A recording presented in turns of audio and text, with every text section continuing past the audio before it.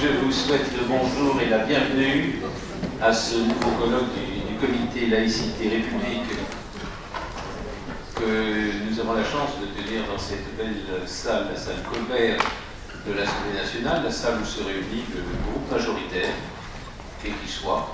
Et donc je tiens à remercier Anne-Marie Pénin, ici présente au nom du cabinet du président de l'Assemblée, et le député Christian Bataille, grâce à qui nous pouvons nous réunir dans ces conditions particulièrement privilégiées, et ce qui contribue à faire de l'Assemblée nationale une maison du peuple, ce qu'au fond elle ne devrait jamais cesser d'exister. Avant de vous présenter un petit peu le colloque et nos perspectives, un certain nombre d'amis souhaitaient nous rejoindre, n'ont pas pu. Je vous présente leurs excuses, la députée Odile Saugue, Jean-Pierre Changeux, ex-collège de France, l'ancien ministre Guy Langagne, Charles Arambourou, qui représentait l'UFAL, la philosophe Elisabeth Badinter, Jacques Tarnero, et en revanche, je ne peux pas tous vous citer ici, personnalités, responsables d'associations. Alors le risque, c'est que si j'en cite quelques-uns, même si vous êtes tous adorables, quelques-uns se vexeront que je ne cite pas eux, alors j'aurais cité tel autre. Donc je vous remercie toutes et tous d'être présents. Vous avez conscience que nous organisons un colloque à un moment où nous allons un petit peu à contre-courant, dans le politiquement incorrect, et c'est donc important que vous soyez là, que nous puissions tout à l'heure échanger le plus librement du monde. Donc la parole circulera après nos intervenants. Je les remercie. Certains sont venus d'autres coins de l'Hexagone. Et je les remercie parce que c'est un débat difficile à mener à l'extérieur, qui souvent ouvre des polémiques, des a priori, des dogmes et des injures. Et donc au CLR, ce n'est pas notre façon d'appréhender le sujet. Donc nous allons le faire avec la conviction, mais toujours dans un esprit de dialogue qui malheureusement n'anime pas toujours ceux qui voient des islamophobes partout. Bienvenue donc, et aujourd'hui c'est la troisième partie d'un cycle de conférences que nous avons ouvert sur l'intitulé des nouveaux chantiers de la laïcité. Vous retrouverez, je vous le rappelle, ce colloque-ci, mais aussi nos précédents, vous les trouvez en son et en image sur le site du Comité Laïcité République. Donc si vous voulez revenir sur les colloques précédents, vous faites par Google Comité Laïcité République, de même que toutes les interventions sont filmées et enregistrées, et vous pourrez les retrouver dès cet après-midi, ce soir ou demain. On me montre la caméra est où? Voilà, vous les avez là. Merci Jean-Philippe. Donc vous trouvez tout ça sur le site. Et je vous rappelle aussi, au passage, que toutes ces activités, ces moyens sont exclusivement d'ordre militant, que nous ne touchons ni nous voulons aucune subvention, et que nous vivons que des cotisations de nos membres. Vous avez compris la soudure, donc vous avez parfaitement le droit, si vous le souhaitez, de voir notre trésorier tout à l'heure, et éventuellement, si ce n'est pas déjà fait, de prendre une carte d'adhérent. Voilà. Bon, rapidement sur le fond du sujet pour cadrer ce colloque. Vous êtes des spécialistes, je n'ai pas besoin de revenir au fond. On fait simplement le constat qu'il y a encore quelques années, la laïcité était aux oubliettes, et que nous passions pour des vieux schnocks, sentant la naphtaline du Sénat du siècle dernier pour évoquer les questions de la laïcité. Et puis, on est bien obligé de faire le constat qu'aujourd'hui, c'est devenu un sujet central. L'actualité internationale, avec cette nouvelle barbarie, là non plus, je ne développe pas, je n'ai pas le temps, je ne peux pas faire moi-même une conférence, mais le fait que Palmyre, 18 siècles avant notre ère, soit aujourd'hui menacé d'extinction, les femmes enlevées, torturées, réduites en esclavage sexuel par Boko Haram, etc., etc. S'il y a des gens qui pensent qu'il n'y a pas de problème de laïcité en France et dans le monde, c'est que visiblement nous ne portons pas les mêmes lunettes. Actualité nationale, bien évidemment la question est là, et dans la plus grande confusion.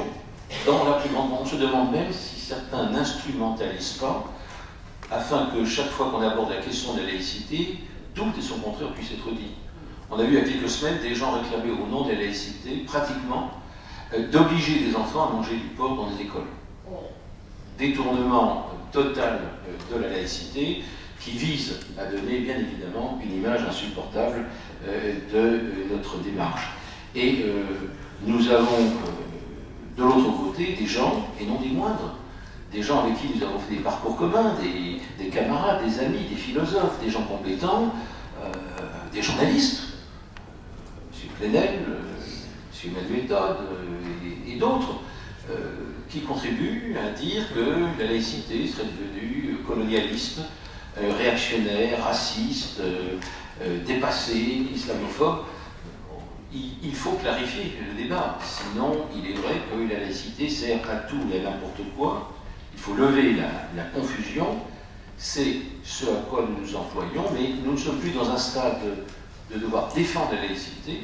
Face aux urgences de l'heure, comme dirait Charles Coutel, il nous faut maintenant prendre l'offensive et aussi faire un certain nombre de propositions par rapport à ce que j'appellerais les chantiers nouveaux. Je vous dis au passage que je vous rappelle que chaque année, justement pour honorer celles et ceux qui se battent parfois au péril de leur vie pour défendre la laïcité, le comité Laïcité République décerne un prix de la laïcité, un prix national et un prix international. C'est un jury indépendant avec un président indépendant. Il s'est déjà réuni une fois, il se réunira une deuxième fois, et les prix seront remis le 21 octobre, donc prenez vos tablettes, le 21 octobre prochain à la mairie de Paris. L'an dernier, nous avions 500 participants. Il faut impérativement vous inscrire, vous écrivez, comme vous l'avez fait là pour venir, le plus tôt possible à notre secrétaire générale, Florence Sautreau, et cela se passera en présence, bien sûr, de Madame Anne Hidalgo. J'en viens au fond du sujet pour contextualiser donc le colloque. Aujourd'hui, on va parler d'université, mais rappeler, pour ceux qui ont manqué les épisodes précédents, que pour nous, la laïcité, c'est d'abord, bien sûr, l'école et les services publics. L'école en tant que lieu de fabrique de citoyens. L'école n'est pas là pour faire des petits cathos, des petits protestants, des petits juifs, des petits musulmans, des petits francs-maçons, des de gauche, des de droite. Elle est là pour que les femmes, les enfants deviennent des femmes et des hommes libres et responsables, maîtrisant les outils de la connaissance, l'écriture, le calcul, la lecture, mais soient capables de penser par eux-mêmes. Penser et croire ne sont pas du même ordre, quoique certains soient en train d'essayer de nous faire croire. Cela va de soi, cela allait de soi, cela ne va plus tout à fait de soi. Quand on voit un grand parti politique de la majorité, voir son responsable de la laïcité, proposer que la République finance le développement des peuples musulmans. Donc ce qui nous paraît évident aujourd'hui est remis en cause pratiquement quotidiennement dans certaines déclarations.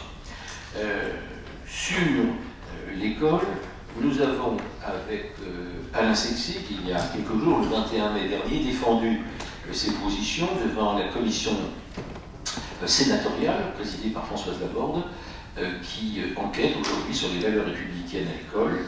Vous pouvez, si cela vous intéresse, retrouver ces interventions sur le site de LCP Sénat, où nous avons essayé de motiver les sénateurs.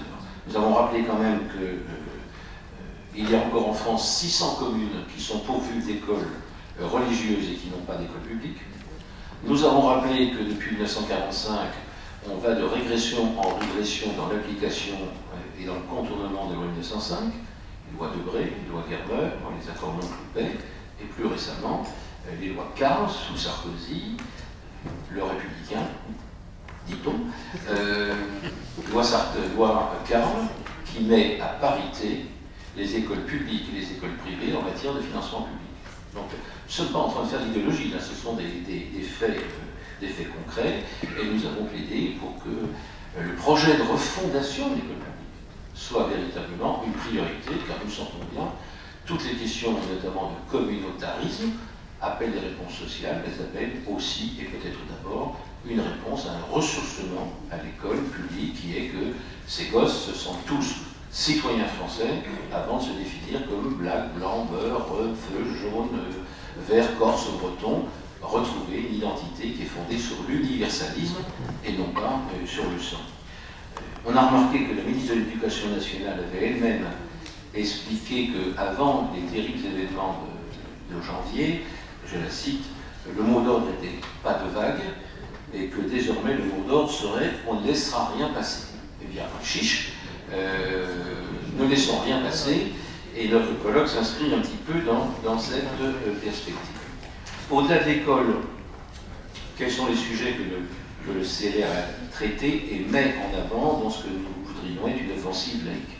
D'abord, c'est faire appliquer la laïcité dans le service public. Vous le savez, la loi 1905 ne concerne que le service public. C'est bien pourquoi nous avons des problèmes dont nous allons traiter cet après-midi. Mais même dans le service public, elle s'applique souvent mal. Et donc, notre souci, c'est qu'elle puisse être réellement appliquée partout.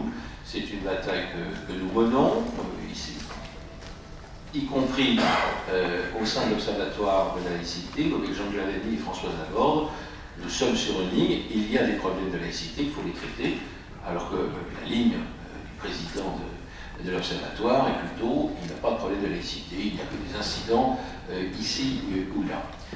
Faire appliquer la loi 1905 partout, c'est la question du concordat. Nous n'avons pas abandonné la revendication de faire appliquer la laïcité sur tout le territoire, puisque la République est laïque, mais elle est aussi indivisible. Là aussi, l'Observatoire de la laïcité a remis un avis il y a quelques jours. À notre demande, 2 points sont proposés qui sont positifs, même s'ils sont symboliques. L'abandon de la notion de blasphème, d'interdiction du blasphème, qui n'a pas été mise en pratique depuis longtemps, mais qui est une réalité. Donc l'Observatoire propose son abandon. Deuxièmement, l'abandon du fait que l'enseignement religieux soit obligatoire dans les écoles publiques d'Alsace-Moselle. Je vous signale qu'aujourd'hui, en territoire concordataire, l'enseignement religieux est obligatoire sauf dérogation. L'Observatoire demande que la charge à la preuve soit inversée. En revanche, le rapport de l'Observatoire ne prend pas en compte les témoignages et auditions des associations qui ont demandé la sortie du concordat. C'est la raison pour laquelle Françoise Laborde, Jean Glavany et moi-même avons décidé de ne pas voter favorablement ce rapport. Les autres chantiers, bien sûr, ce sont les chantiers qui traitent du communautarisme.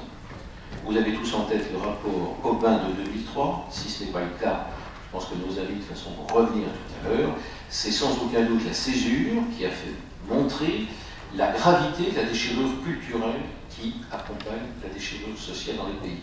Les hôpitaux, les écoles, les classes, la difficulté d'enseigner certaines matières, la communautarisation de l'école, la difficulté pour les enseignants non soutenus de défendre les principes de laïcité. Tout cela a pris forcément une dimension beaucoup plus forte après les attentats de janvier. Nous avons consacré un colloque à essayer de tirer les conséquences politiques des attentats de janvier. Car je vous rappelle qu'après le sursaut populaire émouvant, après le sursaut de la représentation nationale, ici même, debout en tenant la Marseillaise, tous, pour la première fois depuis la fin de la Première Guerre mondiale, après les discours du président de la République et du Premier ministre, s'exprimant à l'Assemblée, là aussi avec une force qui, moi, m'a touché. Il faut bien constater que depuis, on a vu monter les discours, après tout, ils l'ont cherché, comme si la jeune femme qui se fait violer dans le métro était responsable parce qu'elle portait une jupe trop courte. On a vu monter le discours des anti-Charlie, des Charlie Koulibaly, et puis la horde communautariste d'intellectuels, de philosophes par tribune de presse. Et alors maintenant, c'est la laïcité qui est en cause. Tout ça, c'est la faute de la laïcité. Elle est colonialiste, elle est barbare, elle est raciste, elle est islamophobe. C'est ce mot dramatique qui nous est jeté au visage, comme si résister au fanatisme, c'était faire du racisme. Cela me rappelle, en tant que jeune militant, cette époque où dénoncer l'enfer stalinien, c'était pour certains la preuve qu'on était réactionnaire. Nous serions devant un choix où il serait interdit de dénoncer le fanatisme. Nous avons assez dénoncé le fanatisme catholique, et qui existe encore dans certains lieux, parfois des églises évangéliques, par des juifs, pour certains en Israël, à Miachari, mais le rôle négatif qu'ils jouent, qu'ils font peser sur la démocratie israélienne, pour que nous ne soyons absolument pas suspects, ni les uns ni les autres, bien évidemment, de prêter flanc à je ne sais quelle complicité avec le racisme. Mais le film qui marche en ce moment, c'est l'arroseur arrosé. On a l'impression que si des Martiens déboulaient à Paris aujourd'hui, en lisant certains journaux, ils auraient l'impression qu'un commando sauvage de caricaturistes intégristes sont écrits et assassinés plusieurs personnes pieuses en train de gentiment prier dans un lieu de prière. C'est toujours si la responsabilité n'a pas changé de camp, et on oublie que Shador Jalan ne peut toujours pas vivre normalement, que Robert Heidegger, le philosophe, ne peut toujours pas vivre sans être protégé par la police, que Mohamed Sifawi et nombre d'imams, qui sont des imams des Lumières, ne peuvent pas se déplacer normalement. Zineb, qui était parmi nous il y a quelques jours, la journaliste de Charlie, que j'ai accompagné à Montréal et à Québec pour 2 meetings de soutien à Charlie, vit en permanence avec 3 policiers, est obligé de déménager 2 fois par semaine à Paris. On ne joue plus dans le camp des bisounours. C'est à Paris que des spectacles sont annulés, des expositions annulées, des spectacles auto-censurés. C'est à côté de Paris.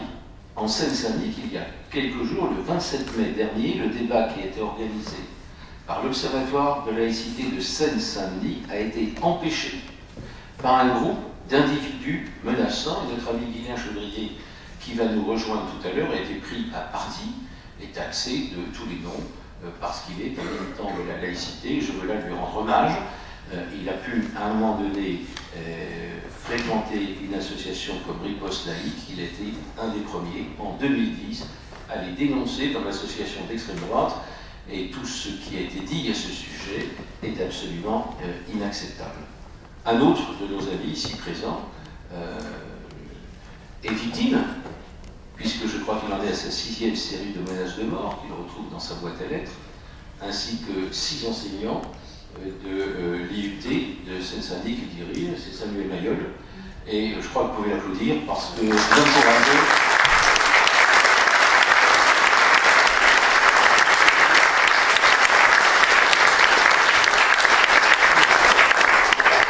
Mais il s'exprimera lui-même dans un instant.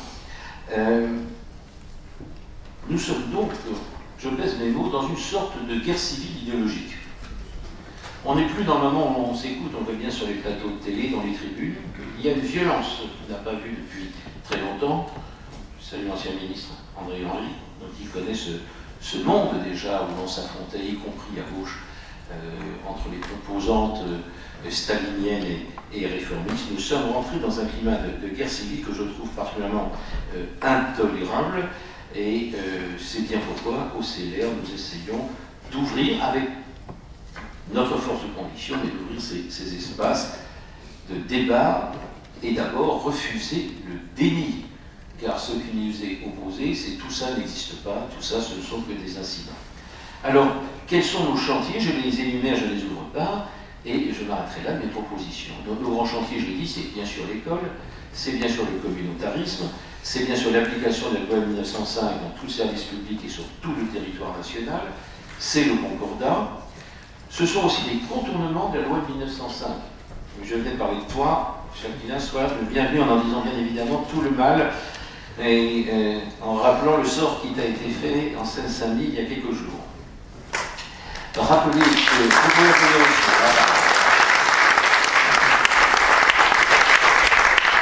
que faire appliquer la loi de 1905, et nous l'avons dit devant le Sénat, c'est qu'on mette un terme aux dérives libérales du Conseil constitutionnel et du Conseil d'État, et notamment au fait que les conseils généraux, les conseils régionaux, les conseils municipaux financent à tour de bras des associations qui se présentent comme culturelles et qui sont souvent le fondé d'associations culturelles. Il ne s'agit pas d'empêcher le fonctionnement et le financement d'associations qui font un très bon travail sur le terrain. Mais il s'agit de voir que nous avons parfois des associations censées faire initiation au chant grégorien et qui sont le faux-nez de commandos anti-IVG, et par ailleurs cesser de financer des associations qui sont censées faire de la lutte contre l'illettrisme et qui sont en fait le faux-nez d'associations islamistes. Sauf que les élus sont prisonniers de lobby, de communauté. Et je vous invite à lire Marianne, pas celui qui est sorti hier, mais celui de la semaine d'avant, où il y a un très bon dossier d'Éric Conan sur ces amis intellectuels qui servent la soupe aux islamistes, mais il y a aussi un article où témoignent certains élus qui disent, qui osent dire combien ils sont victimes de pression de lobby. Et donc nous avons demandé au Parlement de créer une commission d'enquête, car il serait bien que le Parlement se saisisse, fasse le point. Peut-être que nous imaginons un mal au-delà de la réalité. Donc ça nous rassurerait de nous dire qu'on s'invente des histoires, mais à l'inverse, il nous semble qu'il faut aider les élus, parce que les élus, ils sont affrontés. Les élus municipaux, ils ne sont pas mauvais, ils ne sont pas méchants, ils ne sont pas enfoirés, ils ne sont pas pourris, contrairement à ce que dit sa droite. Ils sont affrontés à une dure réalité, surtout dans les petites villes. Et donc nous aurions besoin rapidement que la représentation nationale se saisisse de ce sujet. Les autres dossiers sont ceux pour lesquels la loi de 1905 ne s'applique pas. Et c'est pourquoi certaines associations laïques estiment qu'il ne faudrait pas traiter de laïcité en dehors du service public. Nous disons si, il y a de plus en plus de problèmes de communautarisme. Mais il est vrai que la loi de 1905 ne s'applique pas. Où est-ce que cela pose problème? D'abord dans les entreprises. Nous avons organisé le 13 décembre un colloque sur les entreprises. Vous trouverez, il y a eu 100 images sur le site du CLR, avec notamment Mme Parizeau, des spécialistes. Nous travaillons avec l'entreprise Paprec, qui a mis en place une charte de la laïcité. Et la dernière étude Rinstat, publiée il y a 15 jours, 3 semaines, montre que le phénomène s'amplifie et que de plus en plus de patrons d'entreprise sont affrontés à des problèmes de communautarisation, de difficultés de relations hommes-femmes, d'hommes qui ne veulent pas une femme comme chef. Bon, il y a de très nombreuses difficultés. Comment les traiter? Faut-il modifier le code du travail ou pas? Nous ouvrons débat. Nous n'arrivons pas avec les mains pleines de certitude. Mais nous disons que chaque fois qu'on ne pose pas le débat, alors on laisse les extrémistes de droite, les futurs syndicats jaunes des entreprises, s'en saisir et développer le racisme. Deuxième sujet, c'était les crèches. On a mené la bataille pendant 3 ans avec Natalia Paleato, vous le savez, sur la crèche Babylou. Il y a eu finalement une victoire en justice, mais le propre d'une jurisprudence, c'est qu'elle peut être défaite. Et donc nous sommes battus pour qu'il y ait une loi. C'est Françoise Laborde qui avait déposé cette proposition de loi au Sénat. Celle-ci a été dénaturée, y compris dans des commissions, et surtout dans des commissions peuplées d'élus de gauche, parce qu'on a peur de tout et qu'on veut faire du politiquement correct. Mais la loi a quand même été votée. Elle vient d'être votée le 13 mai dernier en première lecture et à l'unanimité à l'Assemblée nationale, alors que la Commission nationale des droits de l'homme qui siège à Matignon était contre, et que l'Observatoire de la laïcité était contre. Enfin, à part 3. Et même 3 toujours. La représentation nationale à l'unanimité a voté ce texte qui permet d'avoir des crèches laïques, pour faire simple. La presse n'a pas bien mot.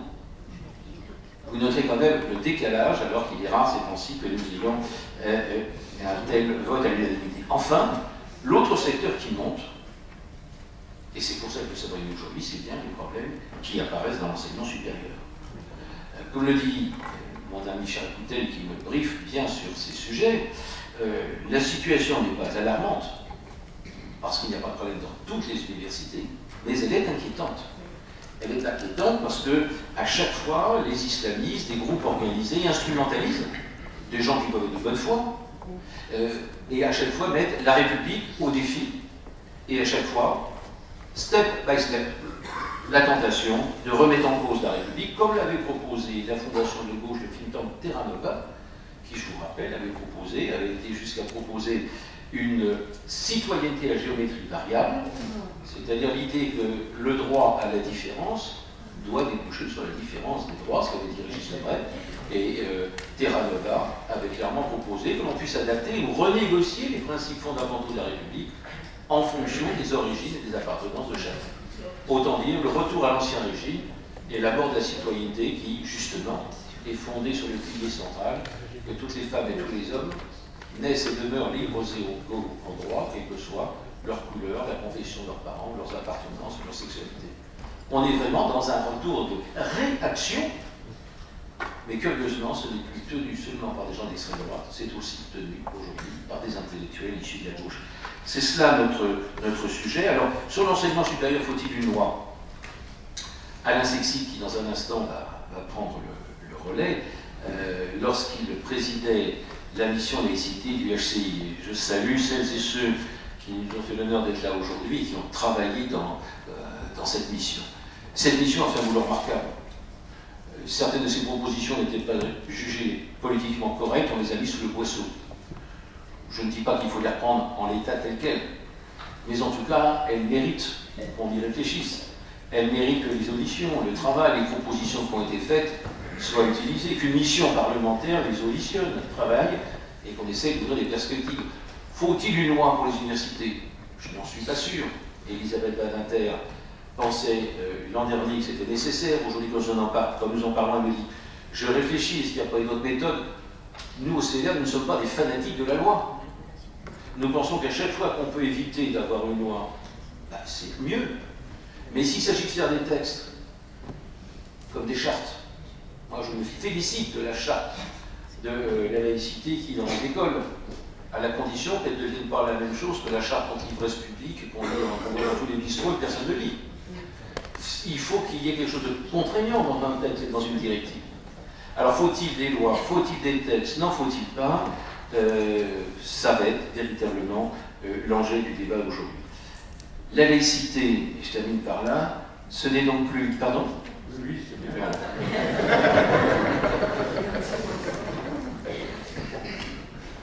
La laïcité, ce n'est donc plus un sujet mineur, c'est le sujet politique aujourd'hui central. Nous avons vu que même dans ce moment d'émotion où les cendres de 4 résistants ont été, il y a 3 jours, rapportés au Panthéon, nous avons bien vu et entendu le discours du président de la République, rendre hommage à la République laïque et aux valeurs. Donc on dit de la communication, d'autres on dit de l'émotion. Je n'en sais rien, c'est comme le discours du Bourget. Mais je pense que les discours et les textes sont faits pour être appliqués, et nous sentons bien que ces sujets que vous abordez, que vous allez éclairer de votre expérience, vont être au cœur de l'enjeu de l'élection présidentielle. Le moment n'est non plus de défendre la laïcité, mais de la promouvoir, de se battre pour ce faire, et c'est l'enjeu de ce colloque. Alors ce colloque, c'est Alain Sexig qui va présenter nos différents intervenants. On ne le présente pas, je dirais quand même, je rappellerai qu'il est inspecteur de l'éducation nationale, que c'est d'abord un ami de longue date, qu'il a été président de la mission laïcité du HCI, qu'il est vice-président du comité laïcité République, et donc Alain, je ne transmets pas de maillet, le micro et l'autorité